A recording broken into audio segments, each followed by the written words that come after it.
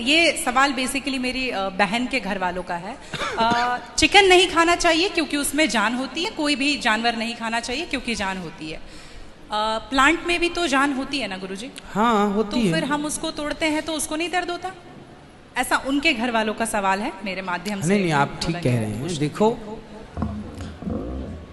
किसी आप ना गेहूं को चबा जाइए जी, चने को चबा जाइए, दालों को चबा जाइए, तो वो रोती नहीं है, चीखती नहीं है, उसमें रक्त नहीं होता, हड्डी नहीं होती, मांस नहीं होता, वो चीखती नहीं है, चिल्लाती नहीं है ना। पर आप मुर्गी को मारिए तो वो चीखेगी, चिल्लाएगी, भागेगी, खून है, हड्डी है, मांस है ना।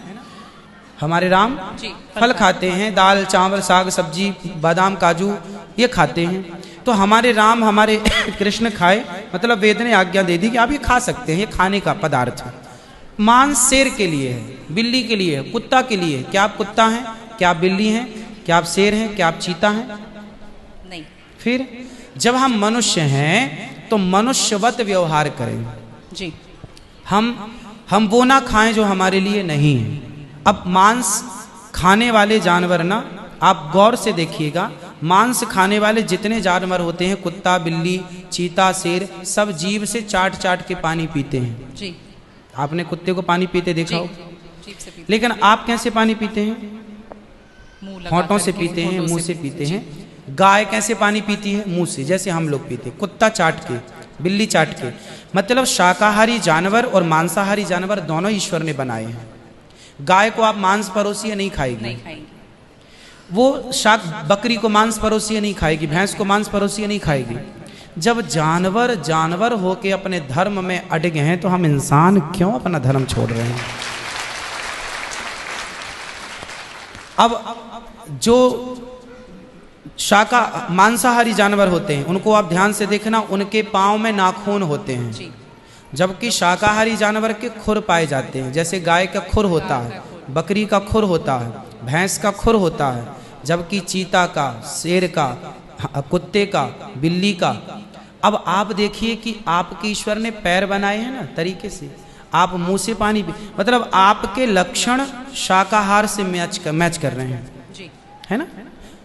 बिल्ली के, कुत्ते के यहाँ कैनाइन दांत बड़े बड़े होते हैं मांस फाड़ने के लिए जी, आपके नहीं है। मतलब आप ईश्वर की तरफ से शाकाहार। और अब मैं नहीं कहता, आप मेडिकल साइंस का अध्ययन करके देखिएगा, साइंटिस्ट लोग अब सिद्ध, अभी मैं इंग्लैंड गया था, वहां मुझे बताया कि जो अंग्रेज लोग इनके बाप दादी जो मांस खाते चले आए हैं, अब कुछ अंग्रेज लोग इतने जागरूक हो गए हैं कि अब वो मांस नहीं खाते। वो कहते हैं कि अब इसको खाने से बीमारियां बढ़ रही हैं, लोग परेशान हो रहे हैं। पहले के लोग जंगल में कंदमूल फल खाते थे, ये अब खाने लग गए हैं, सुअर खा रहे हैं, कुत्ता खा रहे हैं।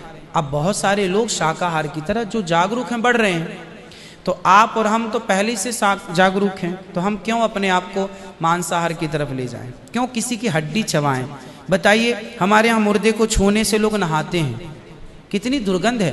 अब देखो, आप गेहूं, आप पालक काटो, गोभी काटो, है ना, मूली काटो, गाजर काटो, दाल पकाओ, कोई दुर्गंध आती है आपकी रसोई में? नहीं। लेकिन आप मुर्गी पकाओ, मुर्गी काटो, बिल्कुल वो बदबू से भर जाएगा जी।